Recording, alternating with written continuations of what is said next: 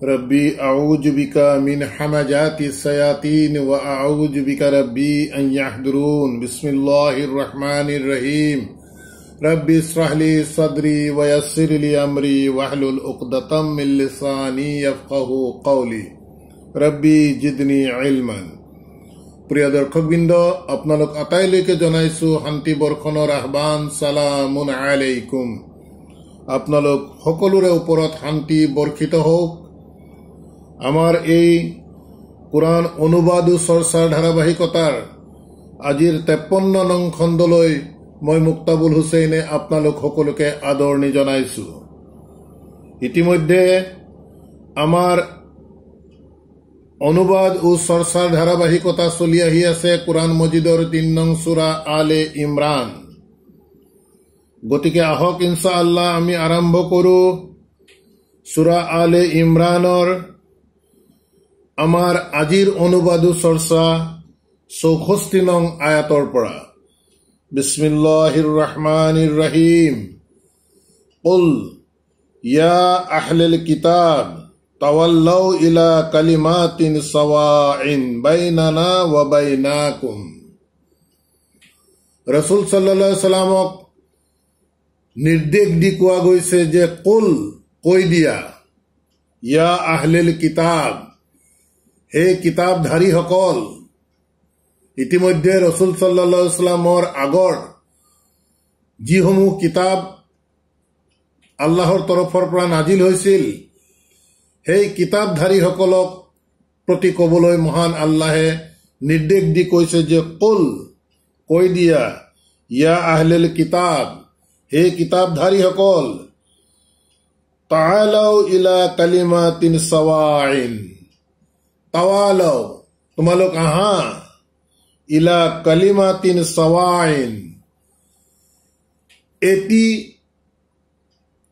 Common কথাৰ প্ৰতি, কালিমাতিন সাওয়াইন যিটো কথা তোমালোকৰ বাবেও প্ৰযোজ্য, আমাৰ বাবেও প্ৰযোজ্য, তেনে এটি কথাৰ প্ৰতি মহান আল্লাহ ৰাসূল সাল্লাল্লাহু আলাইহি সাল্লামক নিৰ্দেশ দি কৈছে যে তেওঁলোকক কোৱা, ইয়া আহলাল কিতাব, হে কিতাপধাৰীসকল, তাআলাউ তোমালোকে আহা, ইলা কালিমাতিন সাওয়াইন এটি কমন এজেণ্ডাৰ কথাৰ প্ৰতি তোমালোক আহা। তোমালোকৰ আৰু আমাৰ মাজৰ এটি কমন এজেণ্ডাৰ কথাৰ প্ৰতি তোমালোক আহা। বাইনানা আমাৰ মাজৰ, ওয়া বাইনাকুম আৰু তোমালোকৰ মাজৰ, অৰ্থাৎ আমাৰ আৰু তোমালোকৰ মাজৰ এটি কমন কথাৰ প্ৰতি তোমালোক আহা। আৰু কমন কথাটোৰ বিষয়ে উল্লেখ কৰি কৈছে যে আল্লাহ না'বুদু ইল্লা আল্লাহ, যে লা না'বুদু আমি গোলামি নকৰো, আমি ইবাদত নকৰো, ইল্লা আল্লাহ একমাত্ৰ আল্লাহৰ বাহিৰে। তাৰ পাছত কৈছে ওয়ালাউ নুসৰিকা বিহি সাইআন, আৰু লা নুসৰিকা যে আমি অংশীদাৰিত্ব নকৰো, আমি এছ'চিয়েট নকৰো, আমি শিৰ্ক নকৰো, বিহি তেখেতৰ সৈতে, আল্লাহৰ সৈতে, সাইআন একোতেই। এইটো কমন এজেণ্ডাৰ ভিতৰত পৰিছে। আদৰ্শগতভাৱে আগৰ কিতাপধাৰী আৰু বৰ্তমানৰ কিতাপধাৰীসকলৰ মাজৰ আদৰ্শগতভাৱে এই কথাকেইটা কমন সকলোৰে বাবে। যে কি কৈছে যে আমি আল্লাহৰ বাদে আন কাৰো গোলামি নকৰো, আৰু আমি আল্লাহৰ সৈতে কাকো শৰীক নকৰো, সাইআন একোতেই। গতিকে দৰ্শকবৃন্দ, অতি গুৰুত্বপূৰ্ণ বিষয়। আমি উপৰুৱাকে কুৰাণ মজিদৰ আয়াতসমূহ চালে নহব, তাৰ ভিতৰত আমি সোমোৱাৰ চেষ্টা কৰিব লাগিব। যিহেতুকে মহান আল্লাহৰ দাবী আছে এই আয়াতসমূহ লৈ চিন্তা চৰ্চা কৰিবৰ বাবে, এই আয়াতসমূহ লৈ গৱেষণা কৰিবৰ বাবে মহান আল্লাহৰ আমাৰ প্ৰতি দাবী। গতিকে আল্লাহৰ সেই দাবীৰ প্ৰতি সঁহাৰি জনাই আমি প্ৰতিটো আয়াত আমি অতি সূক্ষ্মভাৱে আমি বিশ্লেষাত্মক দৃষ্টিভংগীৰে ভাবি চোৱাৰ প্ৰয়োজন আছে। ইয়াত কোৱা গৈছে যে ৱালা নুশৰিকা বিহি, যে আমি অংশীদাৰিত্ব নকৰো বিহি আল্লাহৰ সৈতে চাইআন, একোতেই।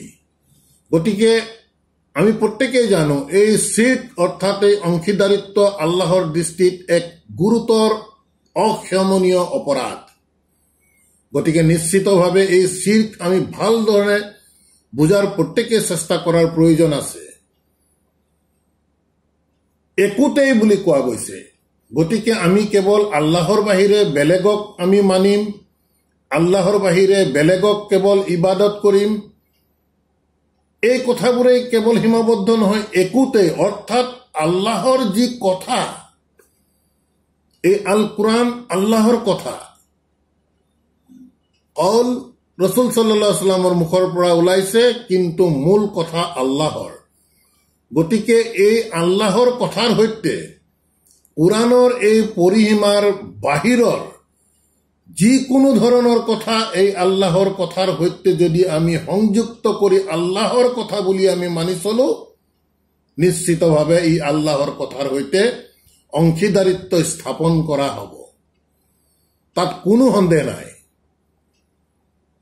গতিকে বিষয়বস্তুৰ গভীৰতাৰ প্ৰতি লক্ষ্য ৰাখি আমি প্ৰত্যেকে এই দিশবোৰ অতি সূক্ষ্মভাৱে বিবেচনা কৰি চোৱাৰ প্ৰয়োজন আছে, যিহেতু বিষয়বস্তু শিৰ্ক আল্লাহৰ দৃষ্টিত এক অক্ষমনীয় গুৰুতৰ অপৰাধ। সেয়ে দৰ্শকবৃন্দ, আমি আহ্বান কৰিম এই বিষয়বস্তুবোৰ যাতে প্ৰত্যেকেই নিৰপেক্ষ দৃষ্টিভংগীৰে পৰম্পৰাৰ আবেগত উটি ভাহি নগৈ কোৰআনৰ দৃষ্টিভংগীৰে আমি যদি কথাবোৰ বিবেচনা কৰো, ইনশাআল্লাহ পৰকালত আমাৰ বাবে ই লাভদায়ক হ'ব। তাৰ পাছত কৈছে ৱালা তাত্তাখিজা বা'দুনা বা'দান, ৱালা তাত্তাখিজা, আৰু আমি গ্ৰহণ নকৰো বা'দুনা বা'দান, আমাৰ মাজৰ কিছুমানক আন কিছুমানৰ দ্বাৰা, আৰু বাবান ৰব হিচাপে, প্ৰতিপালক হিচাপে, ৰবৰ প্লুৰেল আৰবাবান বুলি কোৱা গৈছে। মিন দুনিল্লাহি, এই মিন দুনিল্লাহি আল্লাহৰ বাহিৰে বুলি যদি কওঁ, ইয়াৰ মূল অৰ্থ প্ৰকাশ নাপায়। মূল অৰ্থৰ প্ৰতি যদি আমি চাবলৈ যাওঁ, তেতিয়া মিন দুনিল্লাহি বুলি কোৱাৰ লগে লগে আল্লাহৰ উপৰিও, অৰ্থাৎ আল্লাহ নিজৰ জেগাত আছে, আল্লাহক প্ৰত্যেকে আমি মানো, কিন্তু আল্লাহক মনাৰ উপৰিও আমি যদি আন কাৰোবাক ইলাহ কৰি লওঁ, আমাৰ মান্য কৰি লওঁ, তেখেতসকলৰ কথাক যদি আমি আল্লাহৰ কথাৰ সৈতে সমতুল্য বুলি বিবেচনা কৰি লওঁ, তেন্তে ই আল্লাহৰ দৃষ্টিত হ'ব এক গুৰুতৰ অপৰাধ। গতিকে মিন দুনিল্লাহি, এইটো আল্লাহৰ বাহিৰে নহয়, আল্লাহৰ উপৰিও পৃথিৱীৰ গৰিষ্ঠ সংখ্যক মানুহেই এজন সৃষ্টিকৰ্তা প্ৰতিপালক আল্লাহ, ঈশ্বৰ, ভগৱান, গড যিয়েই নকওক কিয় আছে বুলি প্ৰত্যেকেই বিশ্বাস কৰে, কিন্তু সেই বিশ্বাস একনিষ্ঠ নহয়। আল্লাহক আল্লাহৰ বিশ্বাসৰ স্থানত ৰাখি আল্লাহৰ উপৰিও আন বহুতকে মান্য কৰি লয়, এই কথা আমি প্ৰত্যেকে, আমি যদি অলপ চাব বিচাৰো, প্ৰত্যেকেই দেখা পাম। গতিকে এনেবোৰ বিষয়বস্তু আমি খুঁটি নাটি মাৰি বুজাৰ চেষ্টা কৰাৰ প্ৰয়োজন আছে, যিহেতু আল্লাহৰ দৃষ্টিত এনেবোৰ বিষয় যথেষ্ট গুৰুত্ব অপৰাধ। গতিকে কোৱা গৈছে যে ইয়া আহলুল কিতাব, হে কিতাপধাৰীসকল, আহা, তোমালোক আমাৰ মাজলৈ আহা, তোমালোকৰ আৰু আমাৰ মাজৰ কিছুমান কমন এজেণ্ডাক লৈ পেলাই, যিদৰে আমি আল্লাহৰ বাদে আন কাকো আমি ইবাদত নকৰো, গোলামী নকৰো, আল্লাহৰ সৈতে কোনো ক্ষেত্ৰতে আমি অংশীদাৰিত্ব স্থাপন নকৰো, আৰু আমি আমাৰ মাজৰ কিছুমানক আন কিছুমানৰ দ্বাৰা আমি ৰব কৰি যাতে নলওঁ, আমাৰ প্ৰতিপালক হিচাপে যাতে আমি মান্য নকৰো আল্লাহৰ উপৰিও, মিন দুনিল্লাহি। তাৰ পাছত কোৱা গৈছে যে ফাইন তাৱাল্লাহ, তাৰ পাছত যদি তেওঁলোকে মুখ ঘূৰাই লয়, ফাকুলু তেতিয়া তুমি কৈ দিয়া, তেতিয়া কোৱা আশহাদু তোমালোক সাক্ষী থাকা বি আন্না মুছলিমুন যে আমি একমাত্ৰ আল্লাহৰ প্ৰতি পূৰ্ণ সমৰ্পণকাৰী মুছলিমুন। তাৰ পাছত পুনৰ কোৱা গৈছে যে ইয়া আহলেল কিতাব, হে কিতাপধাৰীসকল, লিমা তুহাজুনা ফি ইব্ৰাহিমা, তোমালোকে কিয় ইব্ৰাহিমক লৈ তোমালোকে বিতৰ্ক কৰা? ওয়ামা উনজিলাত তাওৰাত ওয়াল ইনজিলা, ওয়ামা উনজিলা, যেহেতু মা উনজিলা নাজিল হোৱা নাছিল, আত-তাওৰাতা তাওৰাত ওয়াল ইনজিলা আৰু ইনজিল নাজিল হোৱা নাছিল, ইল্লা এক্সেপ্ট মিম বাদিহি, এই কিতাপসমূহ নাজিল হৈছে অৱতীৰ্ণ হৈছে মিম বাদিহি অৰ্থাৎ তেওঁৰ পাছত। তাৰমানে ইয়াৰ দ্বাৰা এই কথা বুজাব যোৱা হৈছে যে তোমালোকে ইব্ৰাহিমক লৈ যে তোমালোকে বিতৰ্ক কৰিছা, যিহেতু তোমালোক তৌৰাত আৰু ইনজিলৰ অনুসাৰী, কিন্তু তোমালোকৰ যি এই তৌৰাত আৰু ইনজিল সেইসমূহ অৱতীৰ্ণ হৈছে ইব্ৰাহিমৰ বহু পাছত। গতিকে তোমালোক তৌৰাত আৰু ইনজিলৰ অনুসাৰী হৈ কিয় তোমালোকে ইব্ৰাহিমৰ বিষয় লৈ তোমালোকে বিতৰ্কত লিপ্ত হোৱা বা হৈছা? মিন বাদিহি আফালা তাকিলুন, তোমালোকে কি এইবোৰ চিন্তা চৰ্চা নকৰা নে? তোমালোকে এইবোৰ কি তোমালোকে আকল তোমালোকে নখটোৱা নে? তাৰ পাছত মহান আল্লাহে কৈছে হা আনতুম হাউলাই, তোমালোকে সেই সকল লোক, হাজাজতুম ফিমা লাকুম বিহি ইলমুন, হাজাজতুম তোমালোকে বিতৰ্ক কৰিছিলা, বিতৰ্ক কৰা ফিমা সেই বিষয়টোক লৈ লাকুম বিহি ইলমুন, যিটো বিষয়ক লৈ তোমালোকৰ জ্ঞান আছে, তোমালোকে জানা। অৰ্থাৎ এই তৌৰাত আৰু ইনজিল যে ইব্ৰাহিমৰ বহু পাছত আহিছিল এইবোৰ তোমালোকে জানা। জানি শুনি তোমালোকে কিয় বিতৰ্কত তোমালোকে লিপ্ত হৈছা? তোমালোকে সেইসকলেই মানুহ যিসকলে বিতৰ্কত লিপ্ত হৈছে ফিমা সেইবোৰ বিষয়ত লৈ লাকুম তোমালোকৰ বাবে বিহি ইলমুন, যিবোৰ বিষয়ত তোমালোকৰ ইলিম আছে, জ্ঞান আছে। ফালিমা তাৰ পাছতো কিয় তুহাজুনা তোমালোকে বিতৰ্কত লিপ্ত হোৱা, তোমালোকে বিতৰ্ক কৰা ফিমা লাইসা লাকুম বিহি ইলমুন, যিবোৰ বিষয়ৰ ওপৰত তোমালোকৰ জ্ঞানেই নাই, যিবোৰ বিষয় তোমালোকে নাজানা, সেই বিষয়বোৰক লৈ তোমালোকে ফালিমা তুহাজুনা তোমালোকে কিয় বিতৰ্কত লিপ্ত হোৱা? ফিমা লাইসা লাকুম যিটো তোমালোকৰ বাবে নাই, বিহি সেই বিষয়টোক লৈ ইলমুন তোমালোকৰ জ্ঞানেই নাই। জ্ঞান নথকাৰ পাছতো তোমালোকে কিয় বিতৰ্কত লিপ্ত হোৱা? তাৰ পাছত কৈছে ওয়াল্লাহু ইয়ালামু, আল্লাহে ভালদৰে জানে, ওয়া আনতুম লা তা'লামুন, আৰু তোমালোকে নাজানা। তোমালোকে নাজানি তোমালোকে বিতৰ্কত লিপ্ত হৈছা, অথচ আল্লাহে সকলোবোৰ বিষয়বস্তু ভাল ধৰণে জানে, তোমালোকে নাজানা। তাৰ পাছত কোৱা গৈছে মা কানা ইব্ৰাহিমু ইয়াহুদিয়ান ওয়ালা নাসৰানিয়ান, মা কানা ইব্ৰাহিমু, ইব্ৰাহিমটো নাছিল ইয়াহুদিয়ান, ইব্ৰাহিমটো ইহুদি নাছিল, ওয়ালা নাসৰানিয়ান অথবা তেখেতে নাসাৰাও নাছিল, ওয়ালাকিন কানা হানিফান মুছলিমুন, বৰং ওয়ালাকিন কানা তেখেত আছিল হানিফান মুছলিমান, একনিষ্ঠভাৱে আল্লাহৰ প্ৰতি সমৰ্পণকাৰী। তেখেত না ইহুদি আছিল না নাসাৰা আছিল, তেখেত ইহুদিও নহয় নাসাৰা নহয়, বৰং তেখেত আছিল একনিষ্ঠভাৱে মহান আল্লাহৰ প্ৰতি পূৰ্ণ সমৰ্পিত এক ব্যক্তি, মুছলিমান।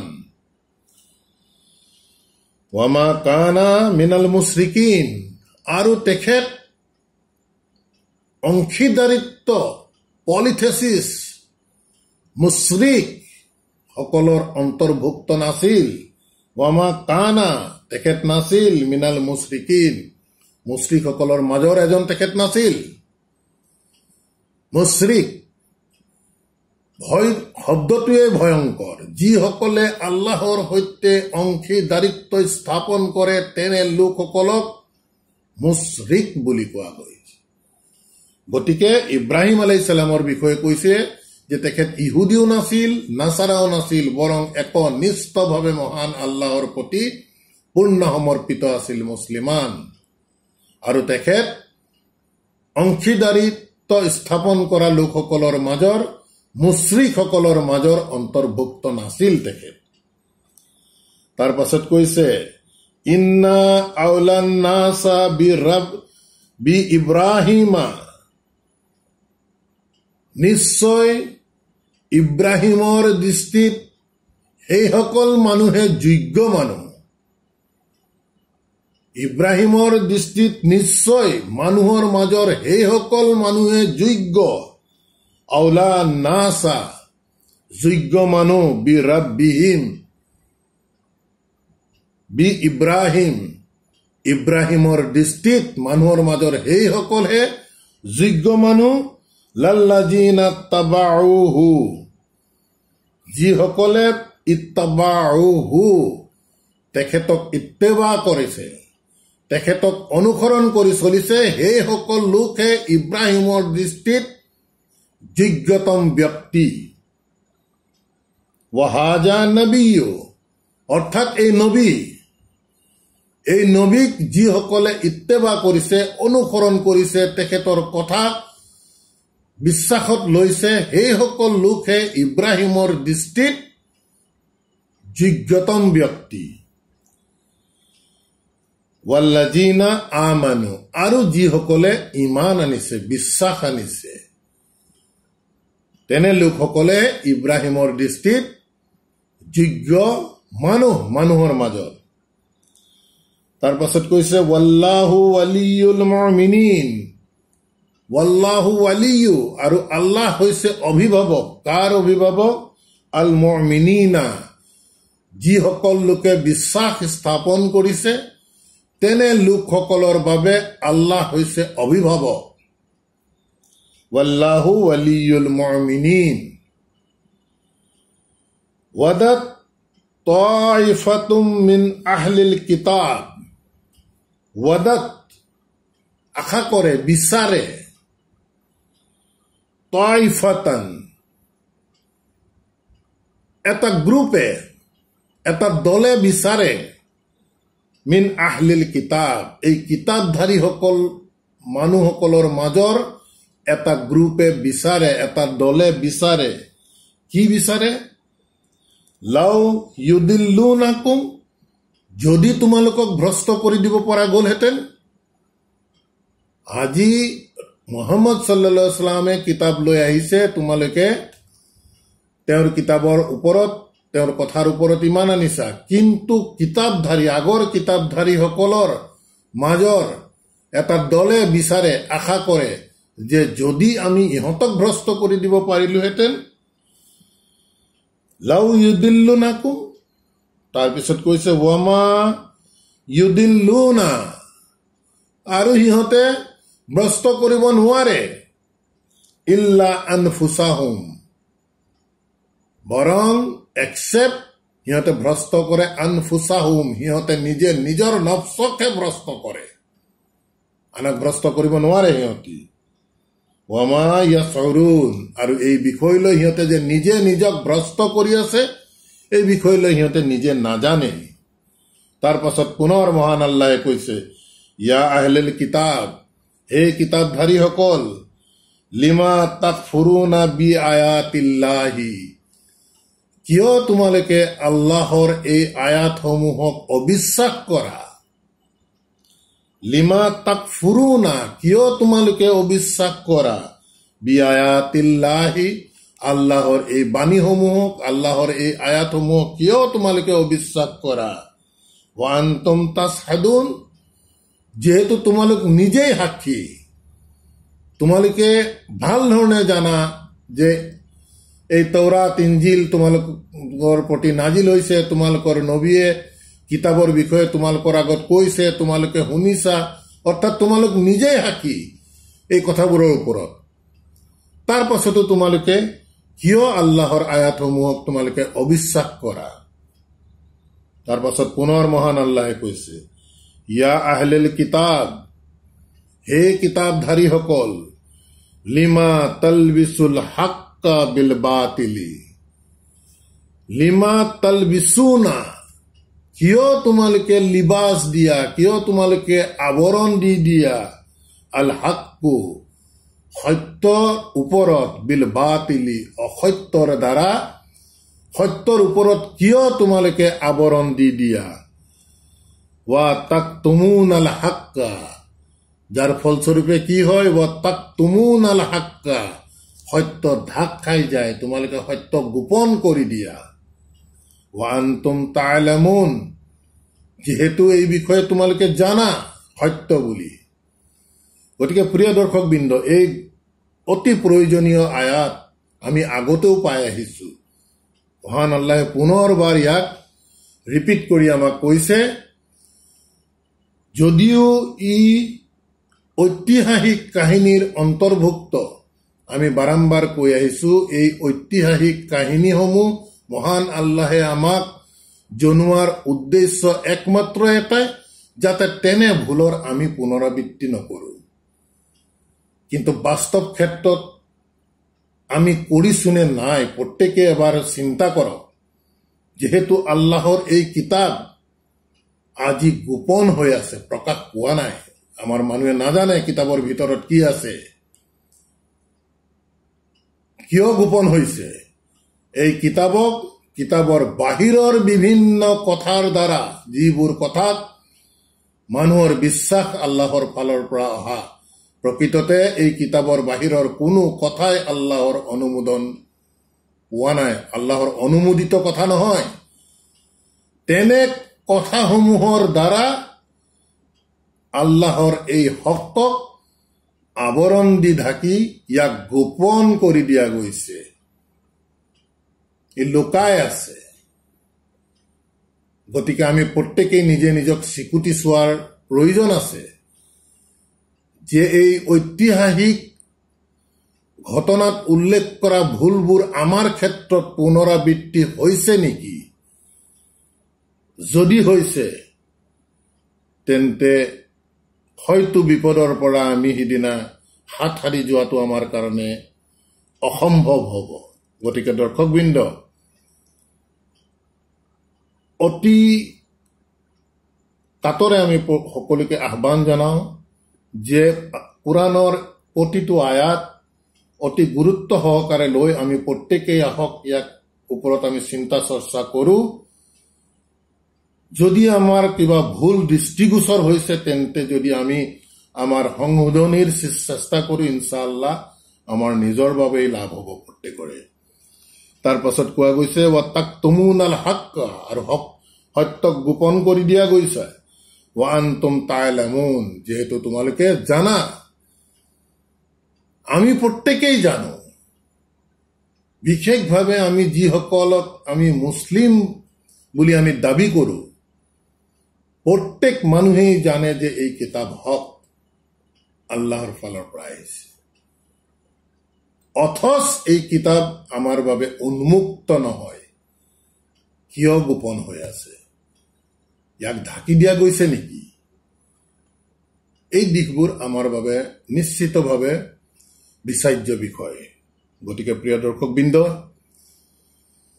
আজি আমাৰ এই অনুবাদ ও আলোচনা আমি ইমানতে সমাপ্ত কৰিব বিচাৰিছো। ইনশাআল্লাহ পৰৱৰ্তী আয়াতৰ পৰা পৰৱৰ্তী খণ্ডত আমি আগবাঢ়ি যোৱাৰ চেষ্টা কৰিম। ৰব্বানা আমান্না বিমা আনজালতা ওয়াত্তাবা'না ৰাসূলা ফাক্তুবনা মা'আস শাহিদিন। সালামুন আলাইকুম।